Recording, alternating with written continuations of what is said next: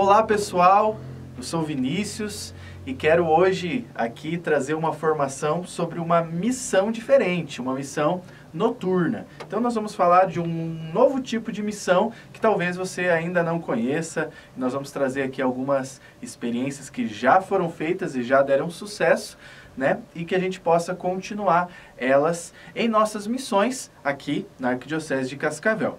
Então, querido missionário, o conteúdo que nós vamos abordar aqui é primeiro sobre campos de missão, depois sobre uma abordagem diferente daquela que nós estamos acostumados, falar especificamente então das missões noturnas. Nós vamos montar aqui 3 tipos de missão noturna, mas eles são muito variados, né?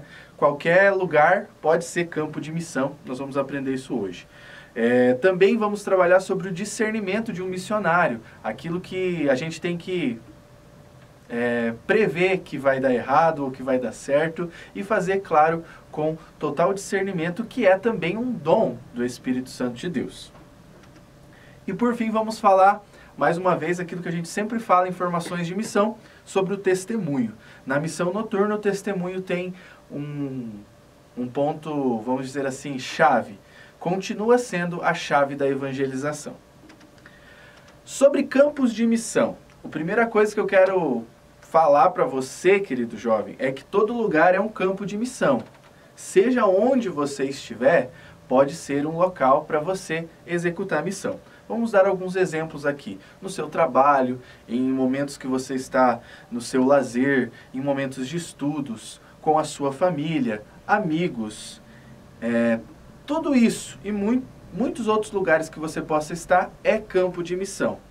Muitas vezes as pessoas têm a ideia de eu sou cristão ou eu falo de Deus somente quando eu estou na igreja, quando eu estou exercendo meu ministério. E quando eu saio da porta da igreja ou não estou em missão, aí eu sou uma pessoa normal, aquele cristão que a gente pode dizer que é o cristão espião secreto, né? Porque ninguém sabe que ele é cristão a não ser quando ele está dentro da igreja.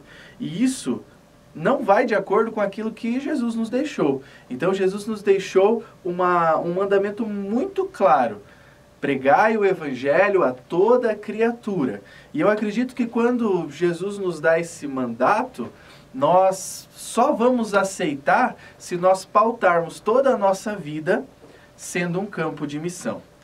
Mas aqui também existe uma outra coisa que as pessoas às vezes confundem. Às vezes acham que estar em permanente estado de missão, o que o nosso Papa Francisco já sempre nos alertou, uma igreja em estado permanente de missão, é ser um chato de galocha, aquele que chega em todo lugar, começa a falar de Deus e que para o seu trabalho para que aquelas pessoas que às vezes ainda não conhecem a Deus, força eles para fazerem uma oração. Não, gente, nós vamos ter que fazer uma oração aqui, vocês são, né? E menospreza as pessoas ou se autoexalta por ser uma pessoa da igreja, uma pessoa que conhece a Deus e acaba menosprezando os outros.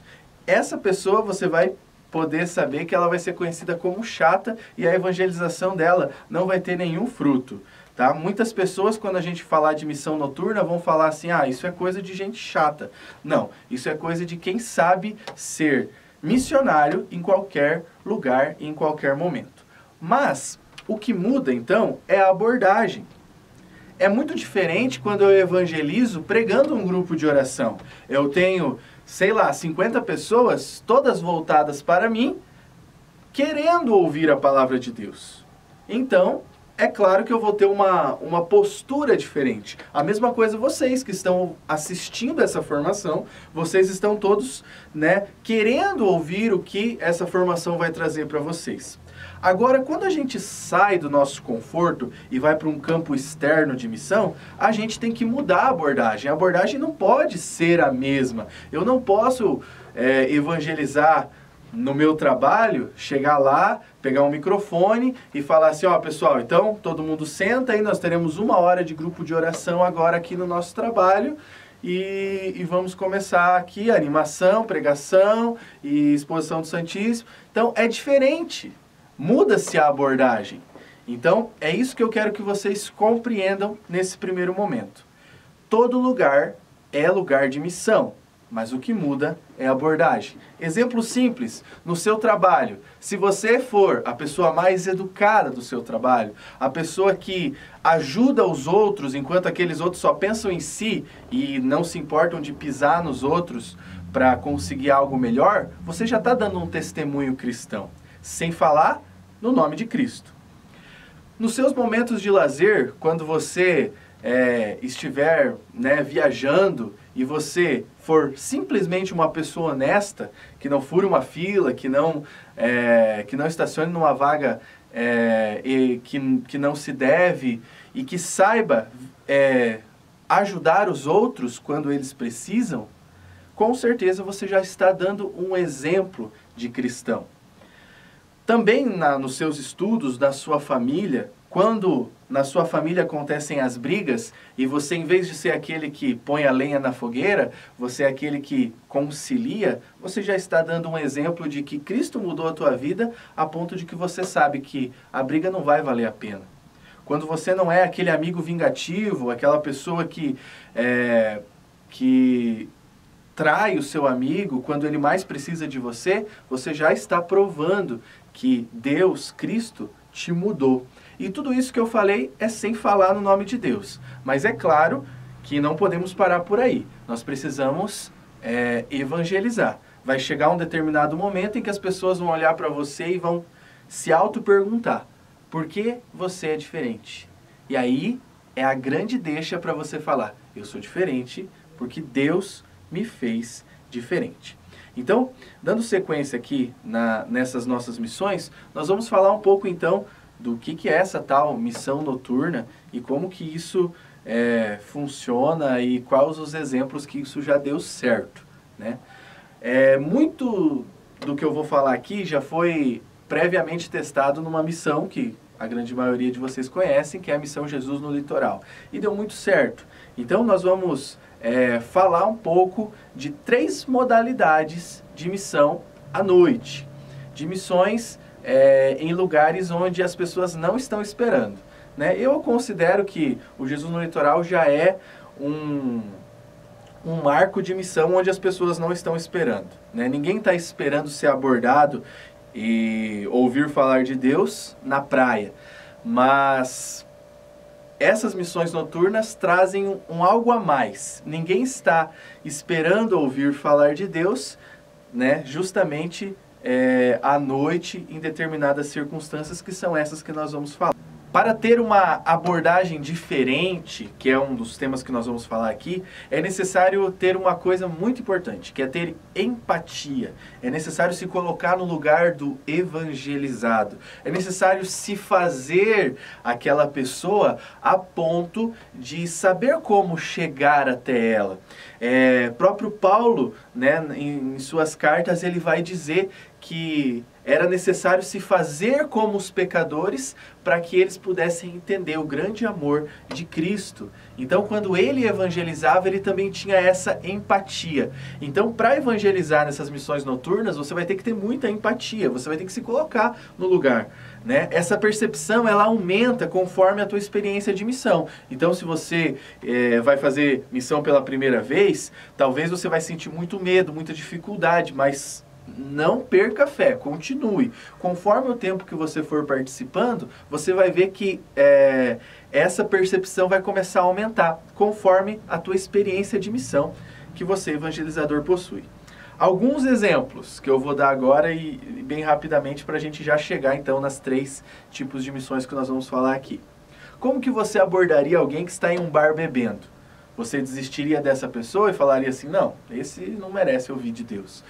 Ou você tentaria ter a empatia dessa pessoa e falar assim: bom, se eu estivesse num bar bebendo, como eu gostaria de ser abordado? Ou como, principalmente, acho que seria a questão, como eu não gostaria de ser abordado? Com certeza, talvez, ele não gostaria de ser abordado de uma forma rude, de uma forma que apontasse o que ele está fazendo como algo errado. Então, é necessário, nesse momento, a gente ter essa percepção para que a nossa evangelização traga bons frutos. Como que você abordaria algumas pessoas que estão passeando à noite em uma praça, por exemplo? Imagine, elas estão passeando numa praça e você vai fazer uma abordagem, né? Talvez as pessoas hoje em dia, elas estão muito ariscas, vamos dizer assim. Elas não esperam que algum estranho vá parar você e vá conversar com você. E se isso acontecer, elas automaticamente vão entender que talvez você tenha segundas intenções. Talvez ela vai achar que é um assalto, talvez ela vai achar que você, né, tem algum golpe, alguma coisa. Então as pessoas estão muito receosas. Então como você quebraria isso?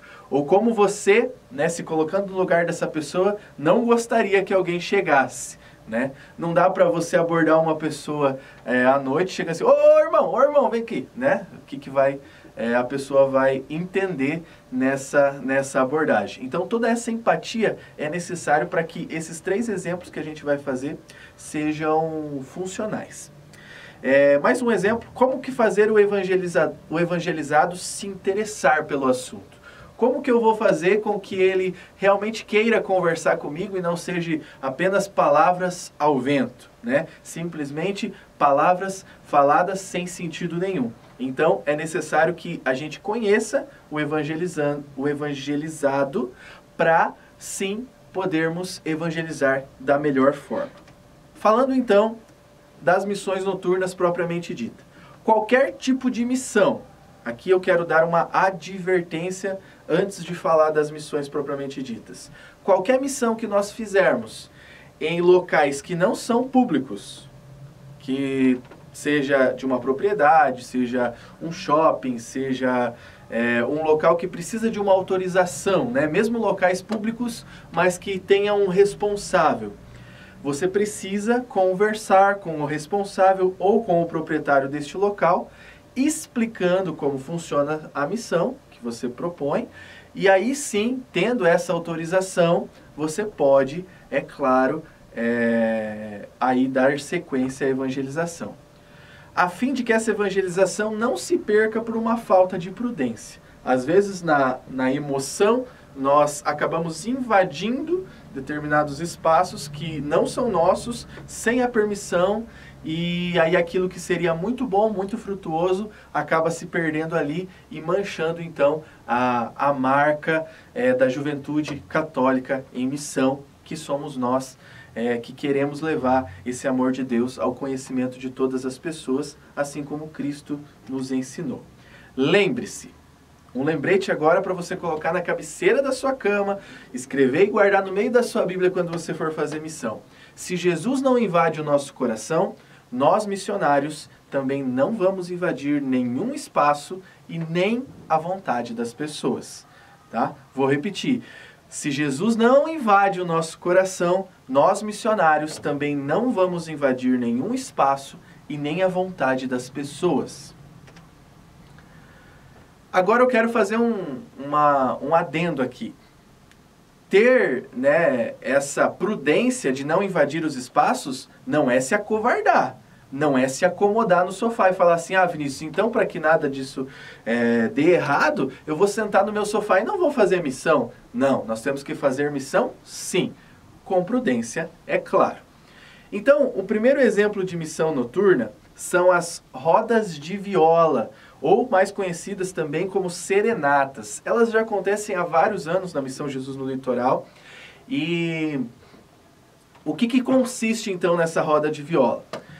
O local, onde que ela pode ser feita? Pode ser feita em praças públicas, em shoppings, em terminais, em rodoviárias, em locais noturnos com grande aglomeração de pessoas.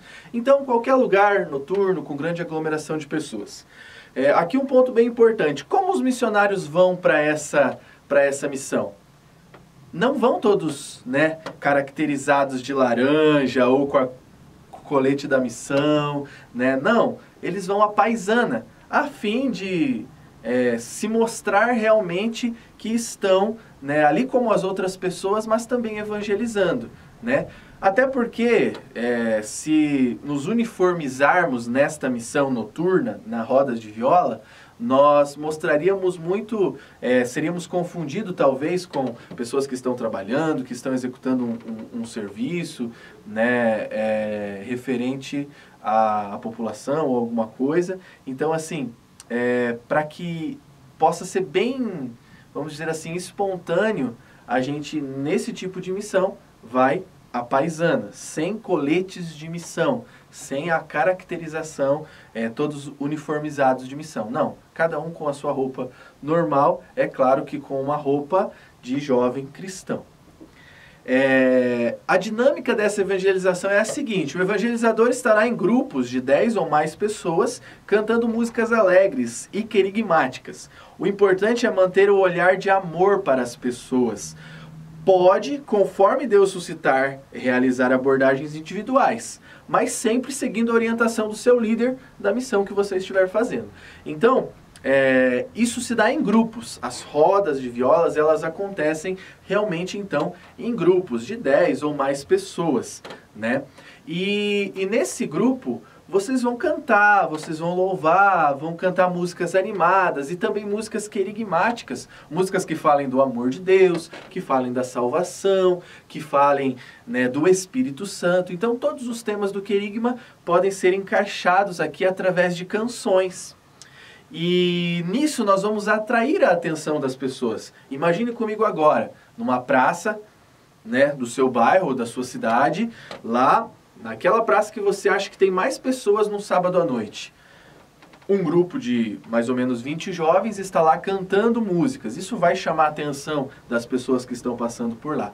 E automaticamente elas vão querer saber o que está acontecendo ali. E conforme as pessoas vão se aproximando, o nosso olhar de amor para com elas já vai evangelizando. Perceba que essa evangelização às vezes acaba sem nenhuma palavra, mas apenas com o gesto, com a música e com o nosso olhar. Depois, pode-se acontecer, claro, por orientação do seu líder, né, de quem está organizando a missão, que você faça abordagens individuais. Vamos supor que uma pessoa ficou muito interessada, achou muito lindo, chegou e foi lá cantar junto. É claro que você pode então fazer, né, essa serenata mais individualizada, cantar para essa pessoa. E claro, se ela der abertura, fazer a própria abordagem, aquela abordagem que você já sabe, né, a abordagem falando do querigma, dando testemunho, ouvindo a pessoa, né? Então, assim, é claro que pode-se também ter essas orientações individuais, essas abordagens individuais, mas de parâmetro geral, as rodas de violas ou serenatas são em grupos, né? São todos em grupos cantando e chamando a atenção das pessoas para a mensagem que quer ser passada, que é que Jesus, né, nos salvou e que Jesus as ama. O segundo tipo de missão noturna que eu vou falar aqui é a missão nos barzinhos ou lanchonetes, né? Então essa missão nos barzinhos, ela acontece há pouco tempo no Jesus do Litoral, ainda está em fase de experimento, mas já deu muitos frutos. E ela pode ser realizada onde então? Em barzinhos, em lanchonetes, em filas de casas noturnas, em restaurantes, naqueles food trucks que ficam na rua, né? Lanches que o pessoal vai e que fica um acesso mais fácil. Aqui um ponto bem importante, um alerta: se forem locais privados, né, e até mesmo nos food trucks que ficam na rua, é necessário que você previamente converse com o proprietário, né, diga assim: não, nós estaremos realizando uma missão, que ela não é invasiva, que ela não, né, ninguém que não queira vai ser incomodado, mas nós iremos usar o espaço, podemos. E se tivermos autorização, é claro, aí sim faremos. Se não, é melhor que a gente não faça para que não ocorram problemas para a missão que está acontecendo. A dinâmica dessa missão, ela é diferente. Ela é uma abordagem através de uma carta. Por que que isso foi pensado? O próprio Espírito Santo nos suscitou para que isso pudesse ser feito através de uma carta anônima. Não é uma carta anônima, mas uma carta escrita por nós, mas ao nome de Deus, né? Então, assim, no nome do próprio Deus. Então, assim, a pessoa vai receber uma carta que vai estar escrita lá: olha, eu te amo, você é muito precioso para mim, né? Eu te salvei. Toda uma carta querigmática, assinada por quem? Por Deus. Então, endereçada àquela pessoa. E por que é esse tipo de abordagem?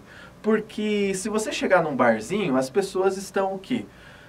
Conversando, bebendo, né? E a única coisa que elas não esperam e não vão dar bola é para algum missionário chegar lá e se oferecer para falar de Deus ou falar alguma coisa. Agora, a abordagem da carta ela é muito rápida e muito fácil de ser feita. Então, o evangelizador deve abordar rapidamente entregando uma carta. Vamos supor, estou sentado numa mesa e chega o missionário, a paisana, né, sem nenhuma identificação de missão, nenhum colete, nada. Ele chega e me entrega uma carta e me diz assim: olha, essa carta é de alguém muito especial. Alguém muito especial me pediu para entregar essa carta para você. Entrega a carta e vai embora. Fica ali aguardando, né? Já vou explicar isso. Mas, e já sai. Não se tem um diálogo muito grande ali.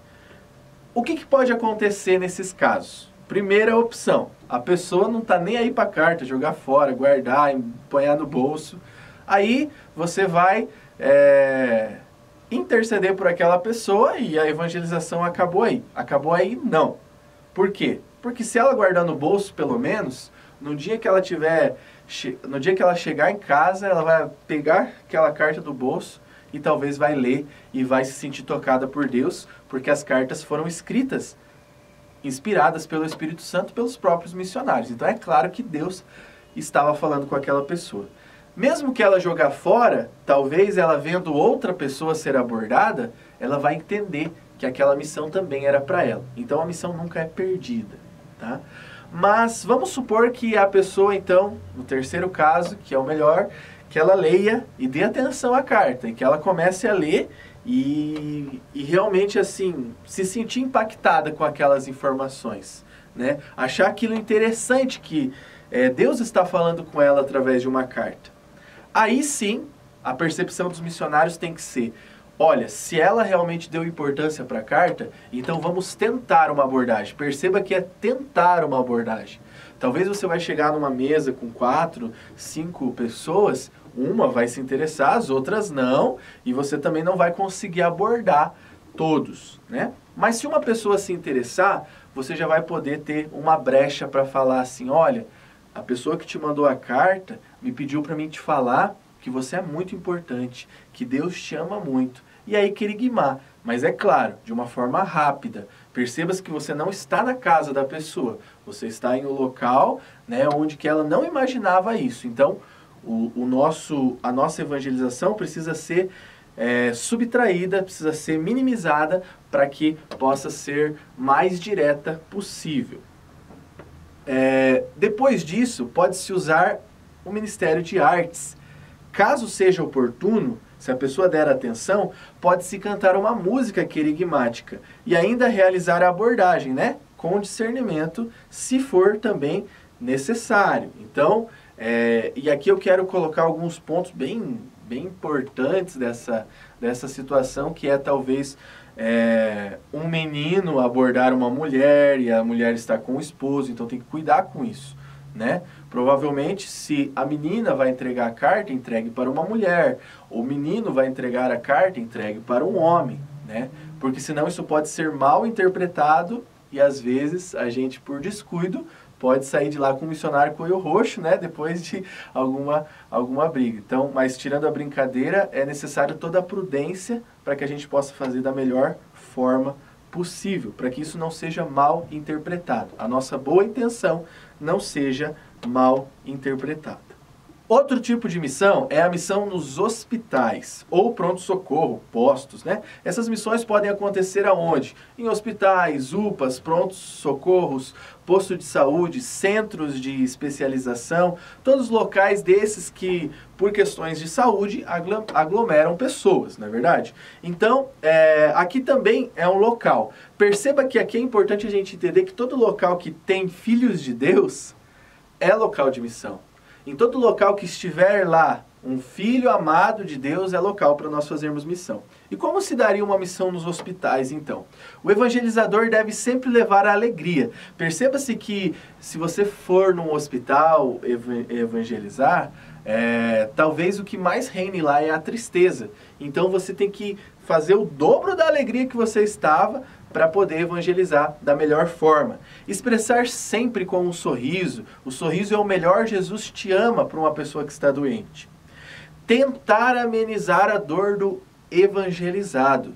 E amenizar é dar carinho, não é menosprezar a dor dele, né? Porque às vezes ele vai nos compreender errado. Talvez se a gente tentar minimizar a dor dele, ele vai falar assim, mas você não está sentindo? Quem é você para falar da minha dor, né? Então assim, é tentar dar carinho para que isso então, com o nosso carinho, essa dor seja amenizada. Aqui é importante, muito mais importante, né? Em todas as evangelizações mas aqui é muito mais importante dar atenção à história do evangelizado. Então, a pessoa está lá, por que ela está lá? O que aconteceu? Né? Dê atenção, escute ela. Se ela, né, der a autorização para você conversar com ela, ela estará carente. Porque as pessoas no hospital, né, que estão debilitadas em um leito, elas estão carentes de atenção. Elas não têm outra coisa para fazer lá. Elas não estão como aquelas pessoas dos barzinhos que estão ocupadas demais. Elas estão desocupadas demais. Então elas vão querer contar a história deles. Olha, tá muito difícil, eu cheguei aqui por isso, e vai contar toda a história deles. Mas sempre pedir a permissão, porque existem pessoas muito fechadas que não vão querer se abrir. E que talvez vão até falar assim, podem ir aí, mas eu não quero conversar com vocês. E aí é claro que, né, podemos fazer uma insistência rápida, mas se mesmo assim a pessoa não se abrir, nós respeitaremos o coração dessa pessoa e não perturbaremos ela também. Aqui é muito importante usar as artes, pessoas, né, vestidas de palhaço, com alegria, principalmente se for visitar crianças que estão no hospital, né? Imagine para uma criança que está doente, que não consegue mais brincar porque está no leito de hospital, receber a visita de um palhaço, de alguém que transborde de alegria, né? Então isso é muito importante também nessas missões. E podem sim ser feitas à noite, como eu estou falando de missões noturnas, mas também podem ser feitas de dia. Fica a dica também para vocês executarem essas missões conforme puderem, num hospital próximo ao grupo, no hospital próximo do seu bairro, da sua cidade. Para nós finalizarmos então a nossa formação, já chegando ao fim, vamos falar de algo muito importante que é esse discernimento. A gente precisa perceber se o evangelizado está desconfortável. Talvez no decorrer da tua evangelização você perceba que o evangelizado não está a fim de estar ali, né? Ele está visivelmente incomodado. Nesses casos é necessário então que a gente finalize o mais rápido possível a nossa evangelização e não tenha medo, não pense que a evangelização foi perdida. A maior mensagem que nós podemos deixar é que nós deixamos as nossas famílias, os nossos problemas para evangelizar essas pessoas. E por mais que você tenha conseguido dizer para ele só Jesus te ama, ele vai se lembrar disso com certeza durante a sua vida. Perceber se o evangelizando está te ignorando.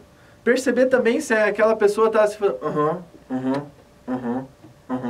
e nem aí para aquilo que você está falando.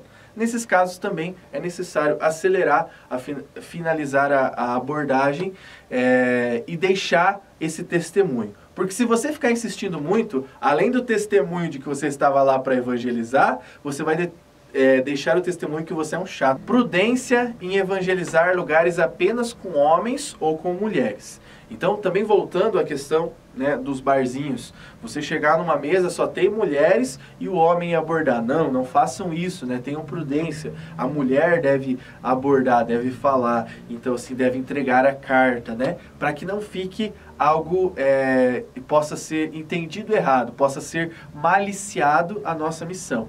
Então, muita prudência em evangelizar lugares que tem apenas homens ou que tem apenas mulheres. Prudência também com o momento da evangelização. Ame aquela pessoa com o seu olhar, mas tenha prudência. Perceba, nós precisamos olhar para as pessoas com um olhar de amor e não com um olhar de desejo. Talvez você vai encontrar numa fila de uma casa noturna pessoas ali com roupas decotadas, né, com saias curtas, e às vezes, né, os nossos próprios desejos carnais vão falar mais alto. Então às vezes é necessário a gente ter todo aquela inspiração divina para poder amar aquela pessoa, demonstrar um olhar de amor, mas não um olhar de paquera, de desejo. Então, muita atenção. Ame a pessoa com o olhar, mas não use disso para paquerar. Cuidar com o tempo da evangelização e com os convites estranhos dos evangelizados. Numa missão noturna, é necessário ter muito cuidado com essas questões. Talvez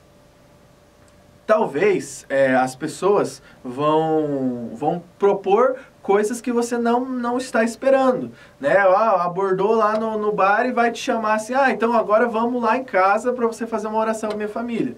É claro que a resposta tem que ser não, né? Não sabemos também o quanto as pessoas têm boa intenção ou têm má intenção. Então, pela nossa própria integridade física dos missionários, nós precisamos fazer com que o ambiente de missão seja aquele que foi destinado. Até porque ali tem pessoas preparadas, líderes que estão à frente da missão, para nos orientar, caso qualquer coisa saia estranho. Talvez também a pessoa vai te convidar para beber alguma coisa. Senta aí então agora, fala mais, mas toma um chopp, toma um drink com a gente e tal. E é claro que a nossa prudência vai ter que falar assim, não, nós estamos de passagem, nós não podemos ficar muito tempo, né?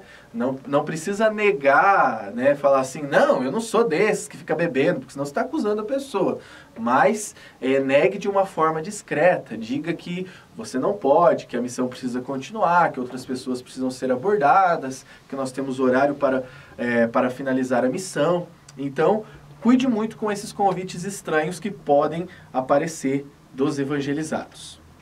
Por fim, o testemunho. O testemunho ele continua sendo a chave da evangelização, você já sabe, né? Nas nossas abordagens normais, nas casas, na praia e tudo mais, né? O testemunho é a chave da evangelização, mas o testemunho precisa ter características A, B e C, né? Ele precisa ser alegre, breve e centrado em Cristo. O testemunho também precisa ter 4 partes. A primeira parte é o antes de Cristo, é como eu era antes de Cristo. A segunda parte é como eu tive um encontro com Deus. A terceira é como eu fiquei depois de Cristo. E a quarta é a motivação, aquilo que nós vamos motivar para que a pessoa também possa ter um encontro. Um simples exemplo. Eu, Vinícius, era assim, assado, fazia muita coisa errada antes de conhecer a Deus. Depois de um grande retiro, de um momento, de um grupo de oração, eu tive um encontro com Deus.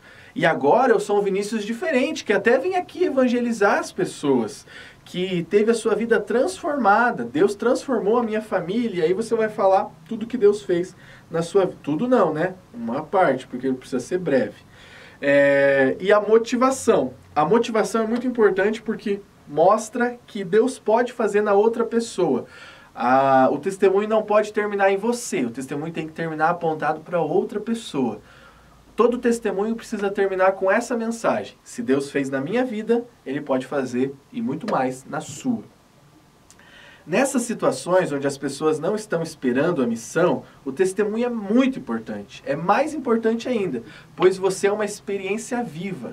Nessas situações, o testemunho é muito mais importante ainda, porque você é um testemunho vivo. Talvez a pessoa que não está muito interessada em ouvir falar de Deus, ela vai estar interessada talvez em ouvir a sua história, aquilo que na sua vida aconteceu através de Deus, e é claro que ela, a partir daí, vai conseguir então ter um encontro com Deus. Muito obrigado pela atenção de vocês. Espero que isso possa ter aberto as nossas mentes para essas evangelizações diferentes, que são evangelizações noturnas, evangelizações em lugares em que as pessoas não estão esperando.